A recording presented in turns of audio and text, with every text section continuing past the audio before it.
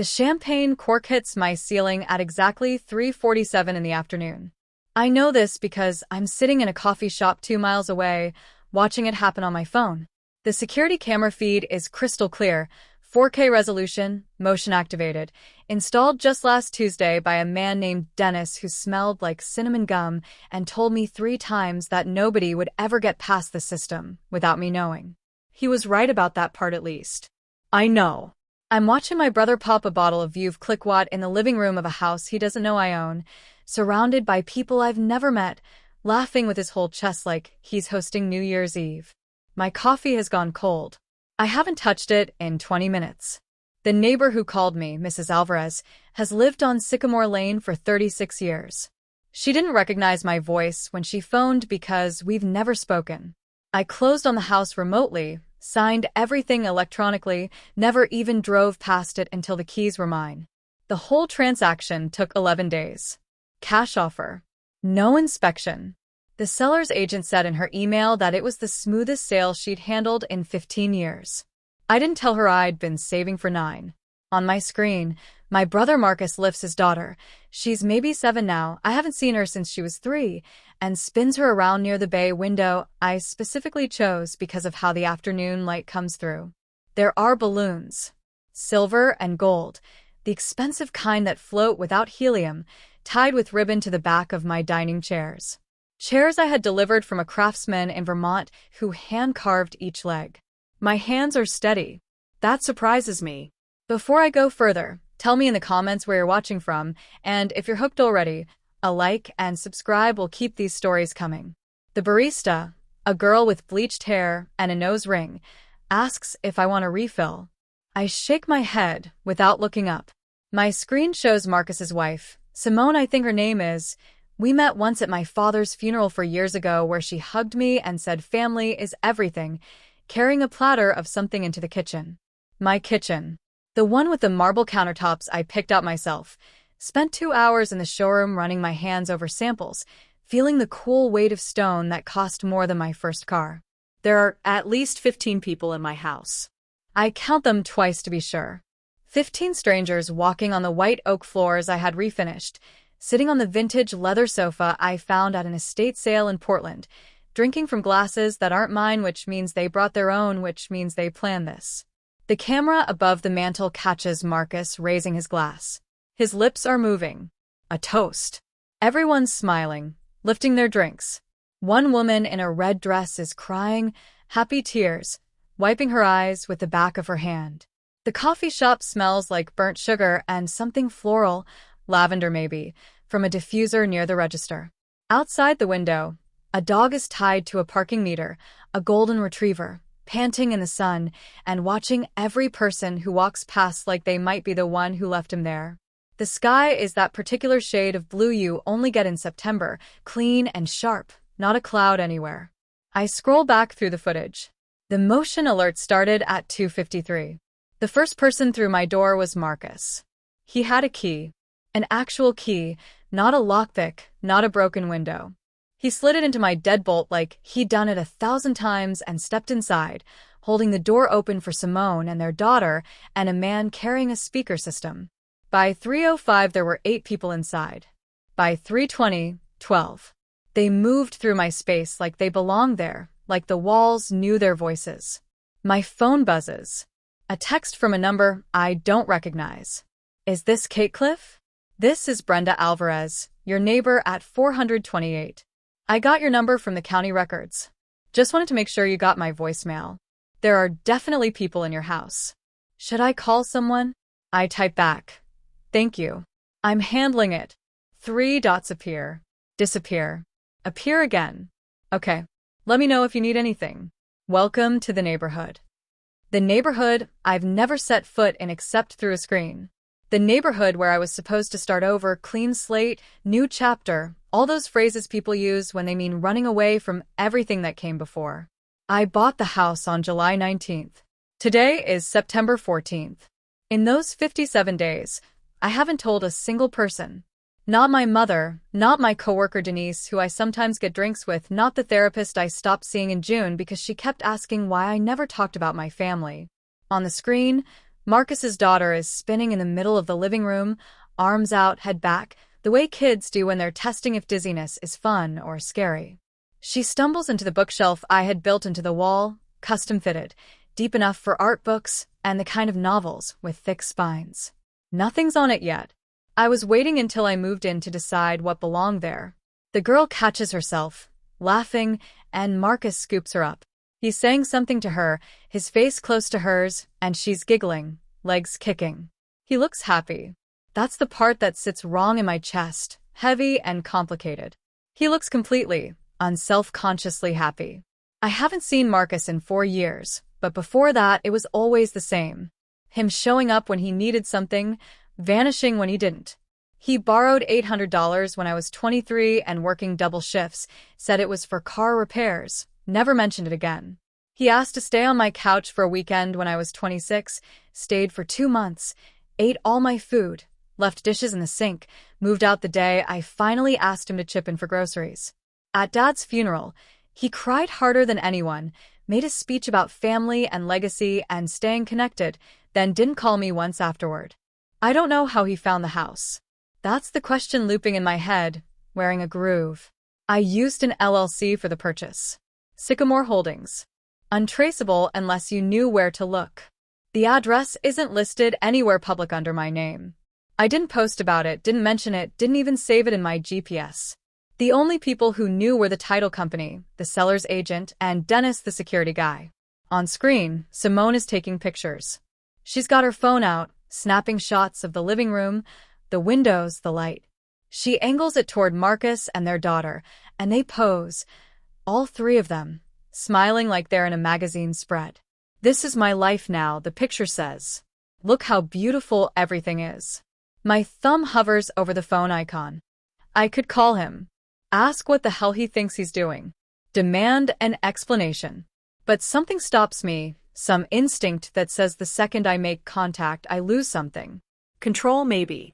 The upper hand. The element of surprise. Instead, I open a new browser tab and search for the non-emergency police line in the Sycamore Lane precinct. The number appears instantly. I stare at it for 30 seconds, maybe more.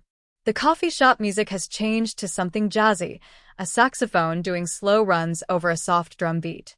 The barista is wiping down the espresso machine. The golden retriever outside has laid down, resigned to waiting. I dial. It rings 3 times before a woman answers. Professional voice, clipped but not unkind. Non-emergency dispatch. How can I help you? I'd like to report a trespassing. My voice sounds normal. That surprises me too. What's the address? I give it to her. 424, Sycamore Lane. She asks for my name, my relation to the property, whether I'm on site. I tell her I'm the owner. I'm nearby. There are multiple individuals inside without permission. She asks if I feel threatened. I say no, but I want them removed. She asks if I know the individuals. I pause. On my screen, Marcus is opening another bottle, this one beer, twisting the cap off and taking a long drink. One of them is my brother, I say. Her tone shifts slightly, cautious now. And you didn't give him permission to be there? No. Does he have a key? Not one I gave him. There's a pause. I can't hear typing. Okay. We'll send an officer out to assess the situation. Can you meet them there? Yes. Someone should arrive within 20 minutes. If the situation escalates before then, call 911. I thank her and hang up. For a moment, I just sit there, phone in my lap, watching the party continue. Someone has turned on music. I can't hear it through the camera feed, but I can see people moving to it, swaying, this whole celebration happening in silence on my screen. A woman in a yellow top is dancing with Marcus's daughter. Another man, older, gray hair, is talking to Marcus, hand on his shoulder, nodding like he's giving advice or congratulations. Congratulations for what? I stand up. The chair scrapes loud against the floor, and the barista glances over. I leave a $5 bill on the table, even though I never got the refill, and I walk out into the September heat. It hits like a wall, dry and thick. The retriever watches me pass. I unlock my car, a Honda I've had for 6 years, reliable and forgettable, and I sit in the driver's seat with the door open, letting the AC start to kick in. Sycamore Lane is 11 minutes away according to my GPS. I've driven past it twice, both times at night, both times slowly, windows down, trying to imagine what it would feel like to pull into the driveway and know I was home. The house is a Craftsman, built in 1922, 2 stories, green shutters, a porch with enough space for a bench and plants. The inspection report I waived said the foundation was solid. The roof had another decade. The plumbing was updated in 2008. There's a backyard with an old oak tree, big enough that its branches cover half the lawn. I've memorized all of this from photos. I've never stood in the backyard. I've never sat on the porch. I close the car door and start driving. The streets are quiet, midweek afternoon, most people at work or inside avoiding the heat. I pass a park where 2 kids are on swings going high, legs pumping. I pass a gas station, a grocery store, a block of houses with yards that need mowing. Everything looks normal, peaceful. The kind of neighborhood where people know each other's names and borrow lawnmowers and complain about the city council. At a red light, I check the camera feed again. The party is still going. Marcus is in the kitchen now, leaning against my counter, talking to 2 men I don't recognize. He's animated, hands moving, telling a story. One of the men laughs, head thrown back. Simone walks past in the background, carrying their daughter on her hip.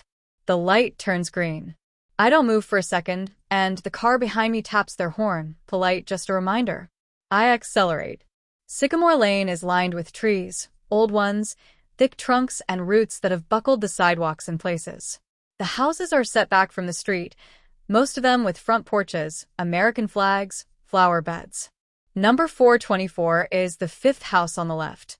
I see it, and my stomach does something complicated, a twist that's part nerves, part anger, part something I don't have a name for.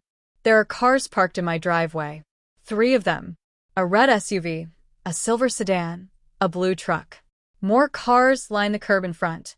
I count 6 total. I drive past slowly, not stopping, and pull over 2 houses down, across the street, under the shade of a massive elm. From here, I can see the porch, the front door, the windows with their view of my living room, where balloons are still floating and people are still laughing. I turn off the engine. The sirens are still minutes away, but I can already imagine them, that rising wail that cuts through everything, that makes people stop and look and wonder what went wrong. I imagine Marcus's face when he hears them, the confusion, the moment he realizes something is very, very off. I imagine the police walking up my porch steps, knocking on my door, asking questions. My hands are on the steering wheel, gripping tight. The leather is hot under my palms. A curtain moves in the front window. Someone is looking out, a woman I don't recognize, scanning the street like she's waiting for someone. Her gaze passes over my car, without stopping. She smiles at something behind her, then lets the curtain fall back. My phone buzzes. Another text from Mrs. Alvarez. I see a car in front of your place now. Is that you? The people inside are still there. I don't reply. A minute passes. 2. The street is so quiet I can hear birds, a distant lawnmower, the hum of my own breathing. My chest feels tight, like I'm holding something and that's too big for my ribs. And then I see it. The front door opens, and Marcus steps out onto the porch. He's alone, phone to his ear, pacing. He's smiling, nodding, talking to whoever is on the other end. He looks relaxed, comfortable, like he's standing on his own porch, in his own life, in a house that belongs to him. He stops pacing. His head tilts, like he's hearing something. And then I hear it too. The sirens. Faint at first, distant, but growing louder. Marcus lowers his phone, frowning, looking down the street toward the sound. The smile fades. He steps off the porch into the driveway, shielding his eyes from the sun, trying to see where it's coming from. The sirens grow louder. He turns back toward the house, shouts something I can't hear. The front door opens and Simone appears, concern on her face. Marcus says something to her, gestures down the street. She steps out onto the porch, their daughter behind her, peeking around her mother's legs. The sirens are close now, very close. And then the patrol car turns onto Sycamore Lane, lights flashing red and blue, and pulls to a stop directly in front of my house. Marcus's face goes slack. Confusion, then alarm. He says something to Simone, sharp, urgent. She pulls their daughter back inside. Marcus stays on the porch, watching as two officers get out of the car, adjusting their belts, looking up at the house, then at him. One of them says something. Marcus shakes his head, hands up, trying to explain. The officer points at the house, then at Marcus, asking a question I can't hear, but can guess. Do you live here? Marcus's mouth moves. No, but. He's gesturing now, defensive, trying to make sense of something that doesn't make sense. The second officer starts walking toward the house. And Marcus sees me. I don't know how. Maybe he glanced at the street. Maybe some instinct told him to look, but his eyes land on my car, across the street, half hidden under the elm, and even from this distance, I can see the exact moment recognition hits. His whole body goes still. His face changes, shock, anger, betrayal, all of it cycling through in the span of a heartbeat. Our eyes meet, and I don't look away. The officer at the door is knocking now, loud, official. The door opens. Simone is there, confused, frightened. The officer says something. She turns, calling inside, and people start appearing, crowding the doorway, everyone talking at once, asking what's happening. Marcus is still staring at me. I lift my phone. Slowly, deliberately. I hold it up so he can see the screen. The security feed. His face front and center, standing on my porch. His expression crumbles into something I've never seen before. Not anger. Not confusion. Recognition. He knows. He understands. I didn't call to yell. I didn't call to ask why. I called the police. The first officer is talking to Marcus now, firm, asking for ID. Marcus fumbles for his wallet, hands shaking, but he doesn't take his eyes off me. He's saying something, pointing at my car, trying to explain, but the officer steps between us, blocking his view, demanding his attention. Inside the house, people are being asked to step outside. One by one, they file onto the porch, onto the lawn, confused and embarrassed, and starting to get angry. Someone is arguing with the second officer. Simone is crying. Their daughter is clinging to her leg. And Marcus, still on the porch, is staring at the spot where my car was. Because I've started the engine. I pull away from the curb slowly. No rush, just a calm and deliberate exit. In my rearview mirror, I see him watching me go, see the moment he tries to move toward the street and the officer stops him, a hand on his chest, not aggressive but firm. Stay where you are, sir. I drive to the end of Sycamore Lane and turn right. My hands are still steady on the wheel. My heartbeat is elevated but not racing. I feel calm in a way that doesn't make sense, like I'm watching myself from outside my body, observing a woman driving a Honda through a peaceful neighborhood on a Thursday afternoon while behind her, her brother tries to explain to two police officers why he's throwing a party in a house that isn't his. I drive for 10 minutes with no destination. Left on Maple, right on 3rd. Straight through downtown where the buildings are 3 stories tall and the sidewalks are brick. I pass the library, the courthouse, a cafe with outdoor seating where people are eating lunch and scrolling their phones. Normal life. Everyone moving through their normal day, while mine splits open like fruit. My phone rings. Marcus. I let it go to voicemail. It rings again immediately. I decline it. A text appears. What the fuck, Kate? Then another. Answer your fucking phone. You called the cops? On your own, brother? What is wrong with you? I pull into a parking lot behind a pharmacy and put the car in park. My phone keeps buzzing. Text after text, each one angrier than the last. I don't read them. I open the security camera app instead. The feed shows my front lawn, my porch, my driveway. The police cars are still there. One officer is talking to a group of people on the lawn, taking information, probably names and IDs. The other is standing with Marcus and Simone near their car. Marcus is gesturing, animated, clearly upset. Simone has her arms crossed, their daughter pressed against her side. The officer is taking notes. I watch for 5 minutes. People start leaving, walking to their cars, looking back at the house with confusion and annoyance. The party is over. Balloons still visible through the window, champagne probably going flat on my counter, food getting cold. Within 10 minutes, the crowd has thinned to just Marcus, Simone, their daughter, and one other couple. My phone rings again. This time it's a number I don't recognize. Local area code. I answer. Ms. Cliff. A man's voice, professional. This is Officer Reyes with the Sycamore Lane precinct. We're at your property responding to your trespassing call. Yes. We've spoken with the individuals inside. Your brother, Marcus Cliff, says there's been a misunderstanding. He's asking to speak with you. There's no misunderstanding. A pause. Ma'am, he says he has permission to be there. That the house was meant to be a surprise for him. Something cold moves through my chest. A surprise. Yes, ma'am. He says your mother purchased the home as a gift for him and his family. That you were supposed to handle the paperwork on her behalf, and that he was told he could move in this week. I close my eyes. Of course.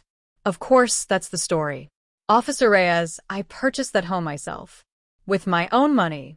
I have the deed, the closing documents, the wire transfer records. My mother had nothing to do with it. Nobody gave Marcus permission to be there. I see. More professional now, hearing the steel in my voice. Do you know how he obtained a key to the property? No. But I'd like it back, and I'd like everyone removed from my house immediately. Understood. We're clearing the property now. Mr. Cliff is insisting this is a family matter that's been miscommunicated. He's quite upset. I'm sure he is. Ma'am. A careful tone now. Is there any possibility there was a miscommunication? Any conversation with your mother or other family members about this property? None. I haven't spoken to my mother in 8 months, and I haven't spoken to Marcus in 4 years. The house is mine. They're trespassing. All right. We'll have everyone clear within the next 15 minutes. Do you want to press charges? Do I? The question hangs there. Pressing charges means reports, statements, possibly court. It means making this official and permanent. It means a line in the sand that can't be uncrossed. Not at this time, I say. I just want them out. Understood. We'll note that in the report. You should consider changing your locks immediately. I will. Is there anything else you need from us today? No. Thank you. I hang up. For a long moment, I sit there in the pharmacy parking lot, watching the camera feed. The officers are walking people to their cars now. Firm but polite. This is private property. You need to leave. One by one, vehicles pull out of my driveway. The red SUV, the blue truck. Others parked on the street. Marcus is the last to leave. I watch him stand on my porch, talking to Officer Reyes, gesturing at the house, at the door, trying one last time to make his case.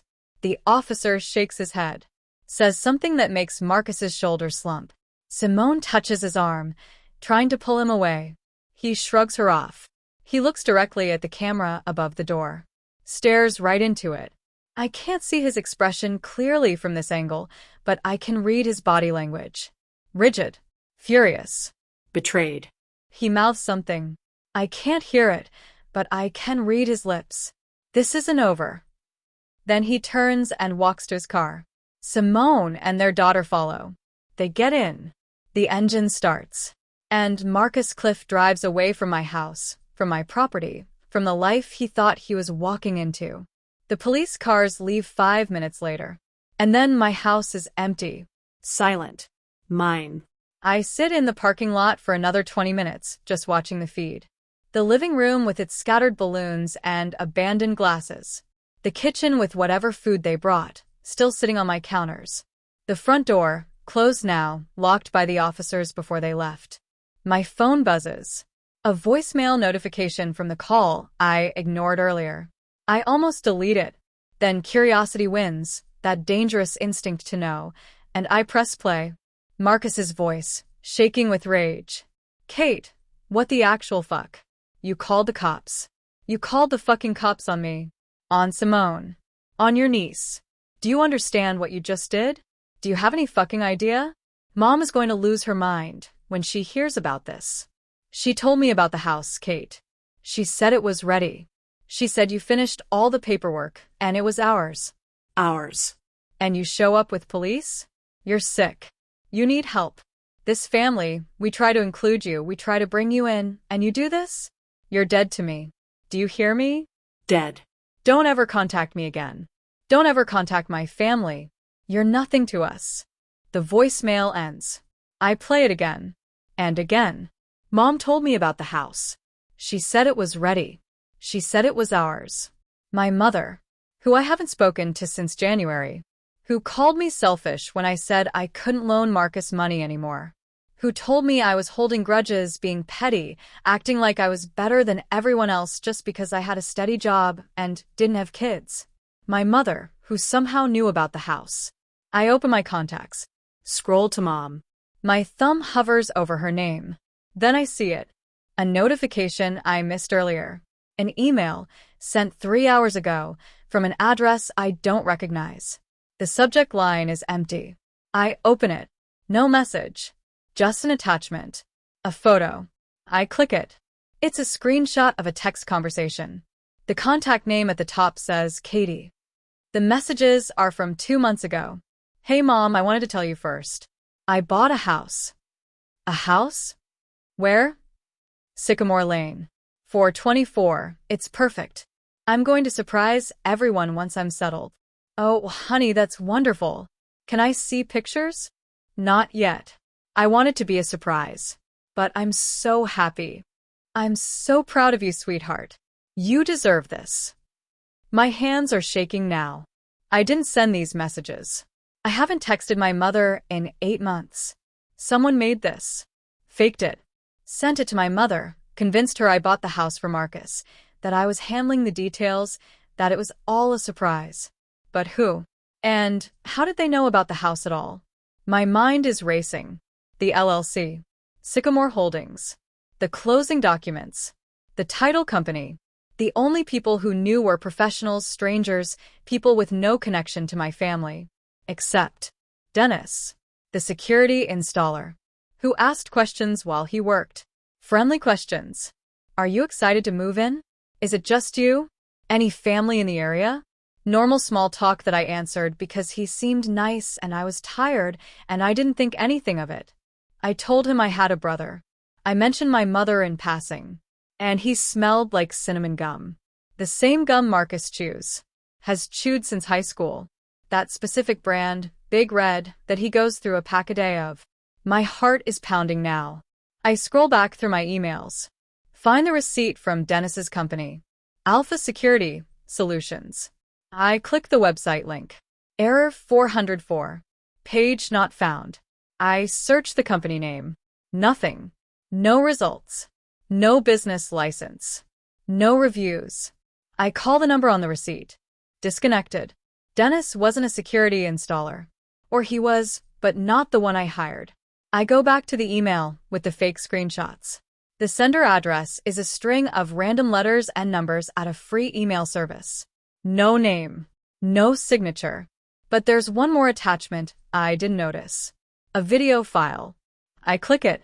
It's footage from inside my house. But not from my cameras. Different angle, lower, like it was filmed on a phone. The timestamp says 2 weeks ago. Before I had the security system installed. The video shows someone walking through my house. Through rooms I've never been in except through photographs. The camera pans across the living room, the kitchen, up the stairs. A voice, male, speaks off camera. Perfect. This is perfect. She'll never see it coming. Marcus's voice. The camera turns, and I see the person filming. Dennis. Younger than he looked in person. No glasses. Different haircut. Your sister's really not going to check on this place? Dennis asks. She's too proud. Marcus says, his voice clear now. Too independent. She bought this house and didn't tell anyone because she wants everyone to know she did it herself. She won't come near it until she's ready to make a big entrance. We've got at least a month. And your mom believes the texts. Completely. She thinks Kate's finally coming around, doing something nice for family. She's already picking out curtains. They laugh. The video shows them moving through my house, my home, planning something. The camera catches glimpses of documents on a table. Legal papers. A forged deed transfer, maybe. Or tenancy documents. Something to make Marcus's claim legitimate, to make it look like he belongs there. The video ends. I sit in the car, hands trembling, phone hot in my palm. They planned this. Marcus and a man pretending to be a security installer. They knew about the house, somehow tracked the purchase, created a fake text conversation, convinced my mother I was giving it to him. And then Dennis got himself hired to install my security system so he could disable it, copy my key, give Marcus access. This wasn't a misunderstanding. This was a con. My phone rings. Mom. I stare at her name on the screen. She's calling because Marcus called her. Because he's crying and angry and telling her I humiliated him, embarrassed him in front of his friends, called the police on him for no reason. She's calling to yell at me, to tell me I'm cruel and selfish, and how could I do this to my own brother? She has no idea Marcus lied to her. Or maybe she does. Maybe she wasn't on it. I answer. Kate. Her voice is ice. What have you done? Hi, Mom. Marcus just called me in tears. In tears, Kate. You called the police on him? At the house you bought for him?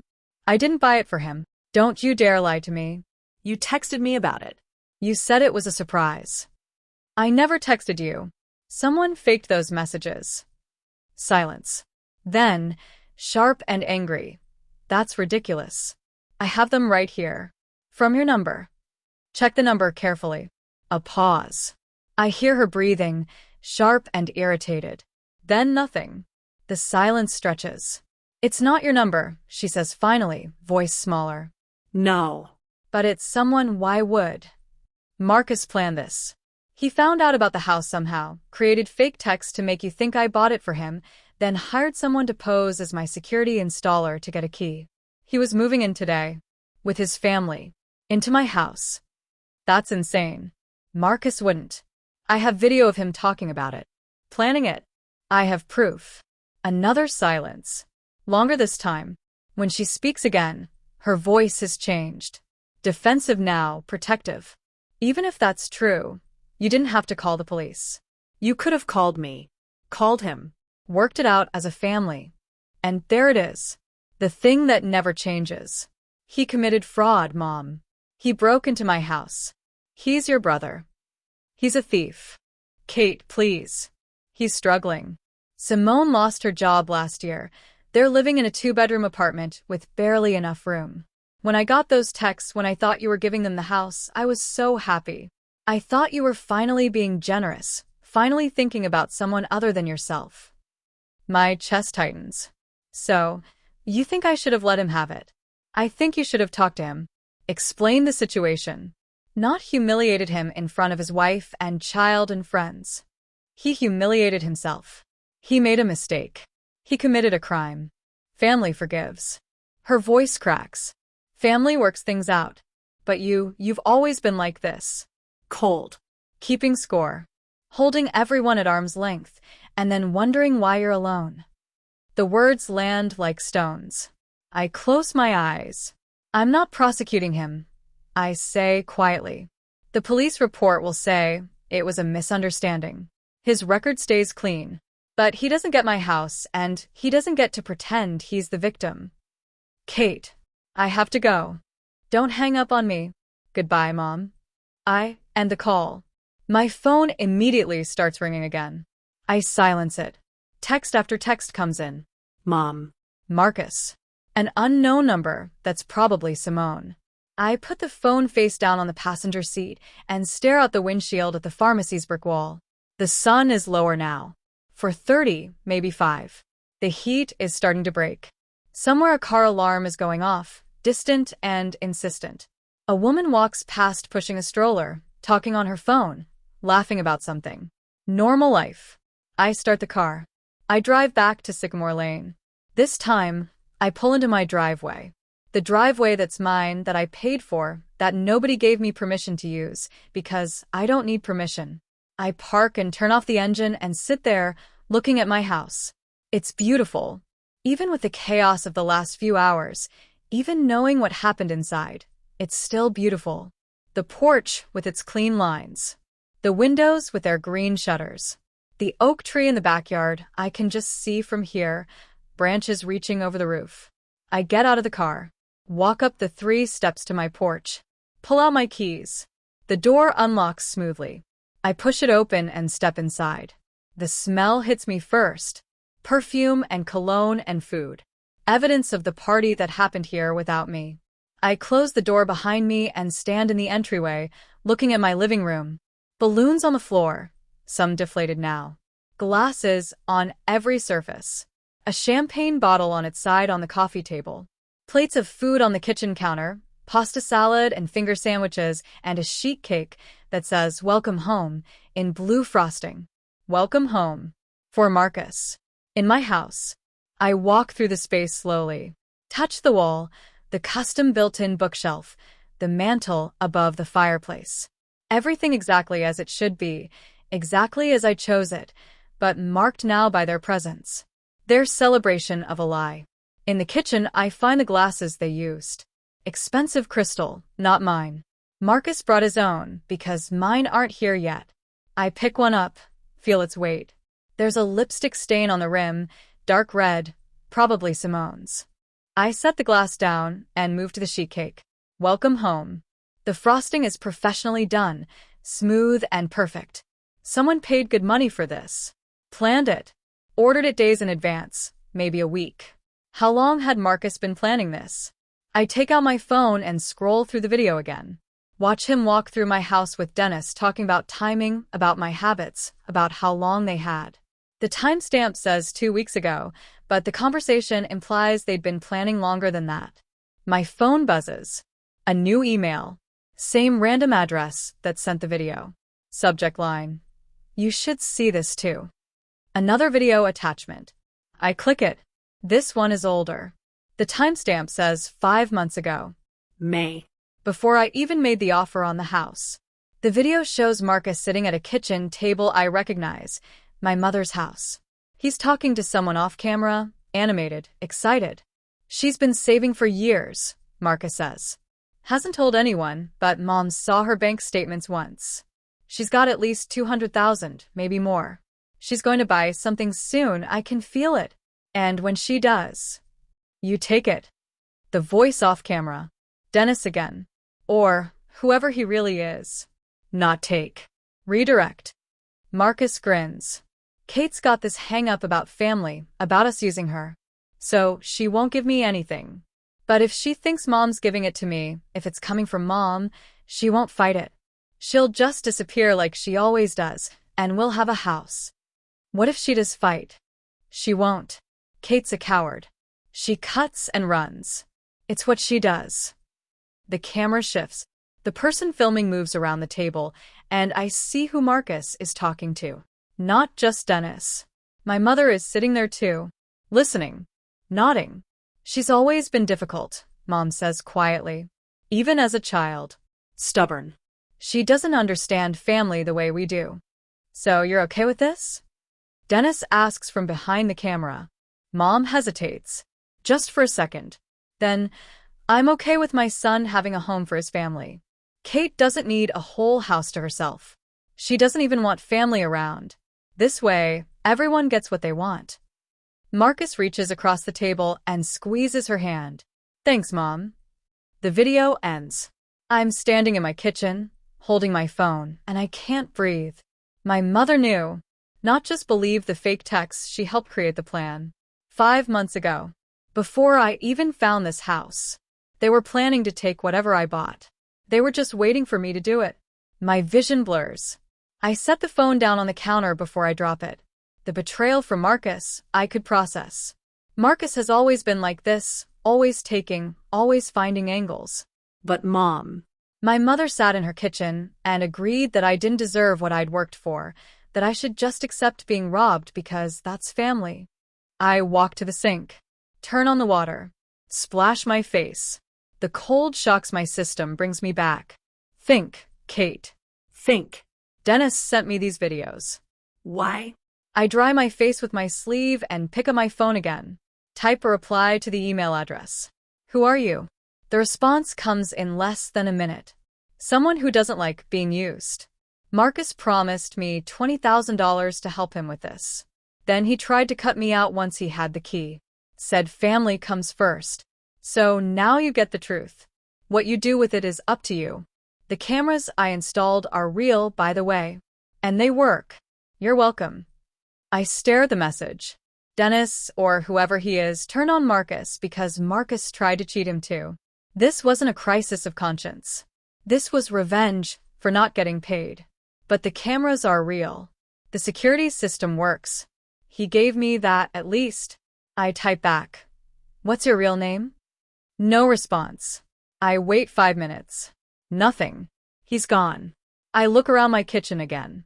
The food, the glasses, the cake. Evidence of a celebration that should never have happened. I should clean this up. Throw it all away. Reclaim my space. But I don't move. Instead, I walk upstairs. The second floor is smaller. 2 bedrooms, 1 bathroom, a small office space at the end of the hall. I haven't furnished any of it yet. The rooms are empty, just clean floors and fresh paint and afternoon light coming through the windows. I go to the main bedroom. My bedroom. Stand in the doorway looking at the space I've imagined filling with a bed, a dresser, maybe a reading chair by the window. Empty now, but mine. Entirely mine. Except, there's something on the floor in the corner. A bag. I walk over. It's a duffel bag, dark blue, unzipped. I crouch down and look inside. Clothes. Men's clothes. A toothbrush. Deodorant. A phone charger. Marcus was moving in today. This was supposed to be his room. I sit back on my heels, staring at the bag. He was really going to do it? Move his whole family in, change the locks probably, make it impossible for me to get my own house back without a lengthy legal battle. And if Dennis hadn't turned on him, if I hadn't gotten those videos, I might never have known the full scope of it. I might have believed it was a misunderstanding, might have felt guilty for calling the cops, might have let them stay, temporarily, until it was too late. My phone rings. Unknown number. I almost don't answer. But something makes me. Hello. Kate Cliff. A woman's voice. Professional, clipped. Yes. This is Detective Sarah Chun with the County Fraud Division. I'm calling about a report we received regarding potential identity fraud and real estate scam activity at 424 Sycamore Lane. Do you have a few minutes to talk? My stomach drops. Yes. What kind of report? We received an anonymous tip about forged documents being used to claim ownership of your property. The tip included video evidence and screenshots of communication suggesting premeditated fraud. I need to verify some information with you. Dennis. He reported Marcus to the police. Not just to me, to actual fraud investigators. Miss Cliff, are you still there?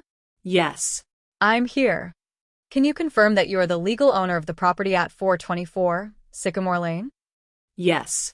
I have the deed and all closing documents. And did you at any time give Marcus Cliff, your brother, permission to access or claim ownership of this property? No. Never. Did you send text messages to your mother, Patricia Cliff, stating that you purchased the home as a gift for Marcus? No. Those texts were faked. Do you know who created them? I hesitate. Marcus, yes. But Mom knew. Mom was part of it. Miss Cliff. My brother. Marcus Cliff. And were you aware that Marcus Cliff filed a tenancy declaration with the county recorder's office 3 days ago claiming legal residence at your property? My blood goes cold. What? He submitted paperwork claiming he's been living at the property for 6 months under a verbal agreement with the owner. If it had been processed, it would have given him legal tenant rights, making eviction extremely difficult. 6 months. Before I even bought it. That's impossible. I just closed on the house 2 months ago. We're aware. The dates don't match property records, which is why the filing was flagged. That's actually how we got involved before we received the anonymous tip. Ms. Cliff, your brother was attempting to steal your house using forged documents and false legal claims. This is a serious crime. I sink down to the floor, back against the wall, Marcus's duffel bag next to me. What happens now? I ask quietly. We'll need your full statement. All documentation of the property purchase. any communication you've had with Marcus or other involved parties. The anonymous tip gave us the video evidence, but we need to build a complete case. My mother was involved. The words come out before I can stop them. She knew. She helped plan it. Silence on the other end. Then, do you want to press charges against both of them? Do I? Marcus is one thing. But my mother? I need time to think. I understand. But, Miss Cliff, I need you to understand something. If we pursue this case, we pursue all involved parties. We can't charge your brother and ignore your mother's involvement if she conspired with him. The evidence would show she knew and participated. She'd be arrested? Potentially, yes. Conspiracy to commit fraud, accessory to identity theft. She could face charges. My mother. In handcuffs. Arraigned. Possibly convicted.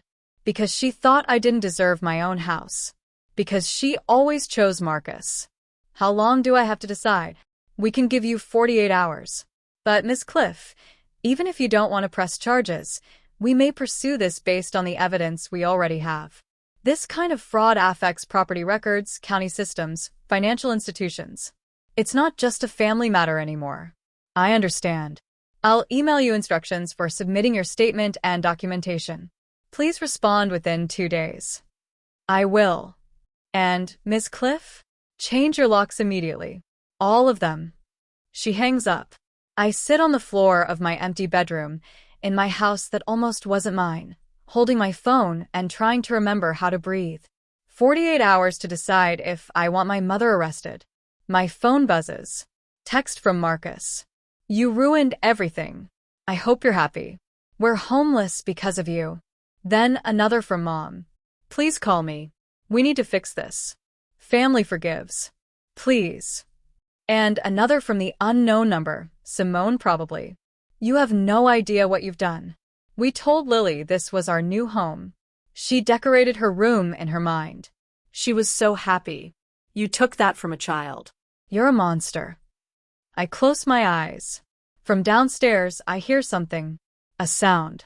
The front door opening. Footsteps. Someone is in my house. I freeze, every muscle tensing. The police cleared everyone out. I watched them leave. The door was locked when I came in. The footsteps are slow, deliberate, moving through the first floor. I look at Marcus's duffel bag. He came back. Of course he came back. I stand up slowly, quietly. My phone is in my hand. I could call 911. Should call 911. The footsteps stop. Then a voice calls up the stairs. Kate? I know you're here. Your car's in the driveway. Not Marcus. My father's voice. But my father is dead. Has been dead for 4 years. I stand frozen in the bedroom doorway, heart hammering, as the footsteps start up the stairs. Slow. Getting closer. And I realize with absolute, bone-deep certainty. I don't know who's in my house. The footsteps reach the top of the stairs. A man appears in the hallway. 50s, gray hair, expensive suit. I've never seen him before in my life. Sorry to startle you. He holds up both hands, showing he's unarmed. I'm Richard Cliff, your father's brother. My father didn't have a brother. My dad was an only child. That's what he told everyone. Richard steps closer, and I step back. We had a falling out 30 years ago. He cut me off completely. But I've been keeping track of the family. When I heard what Marcus was trying to do, I had to intervene. You're Dennis. The realization hits like ice water. He smiles. Sad, tired. I'm the one who sent you the videos, yes. Though I hired the real Dennis to do the actual installation work. I just made sure I was there to meet you. To see what kind of person you were.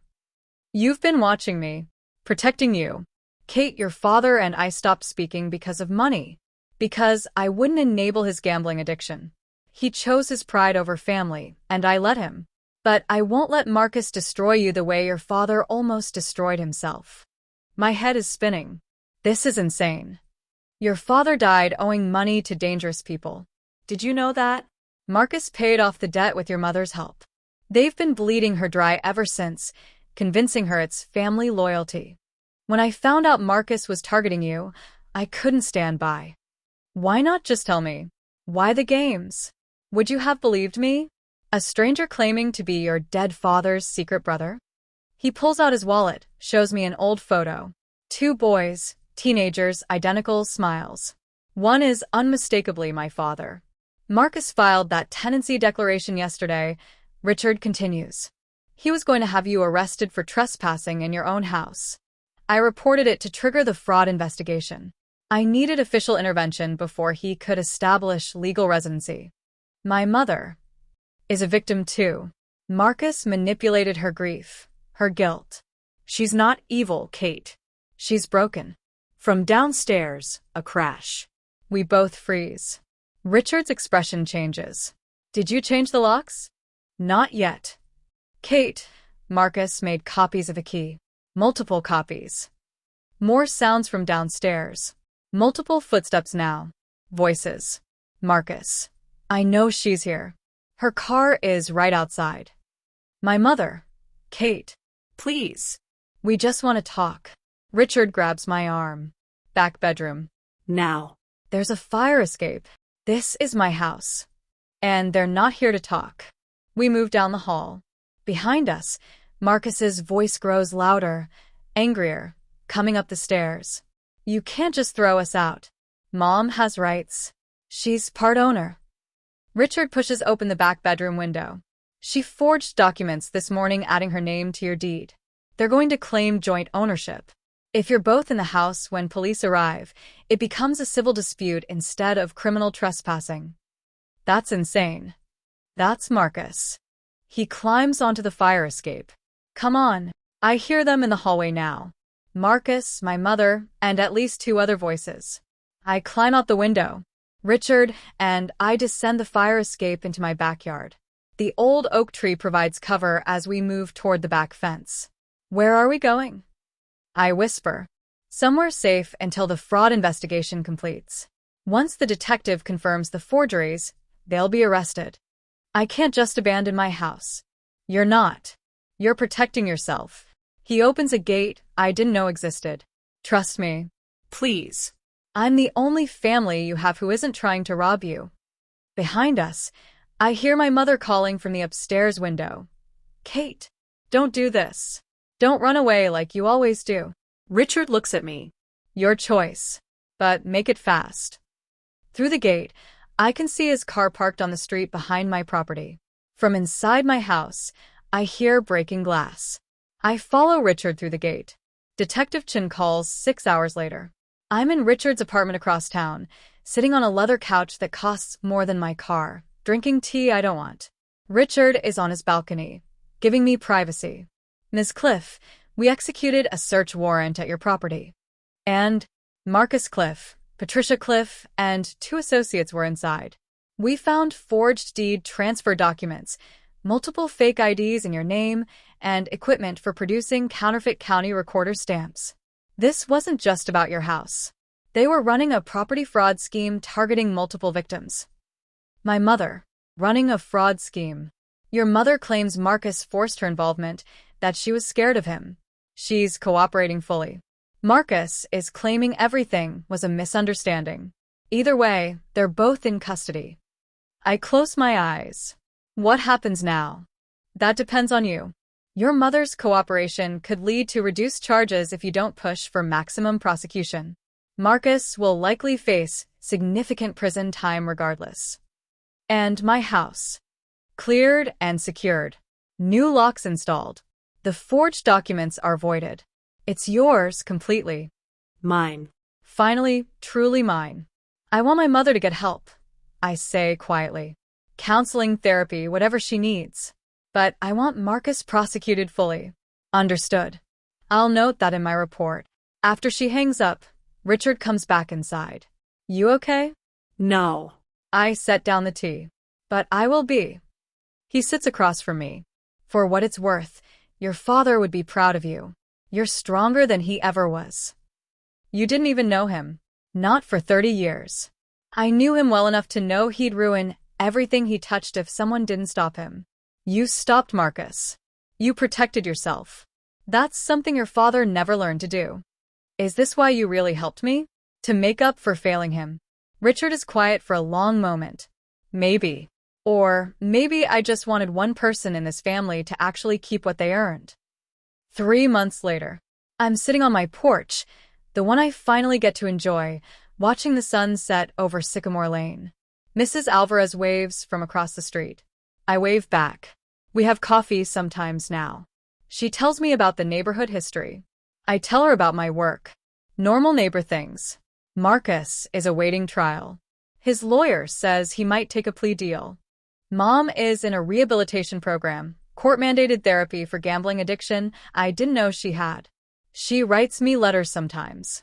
I don't always open them, but I keep them. Maybe someday.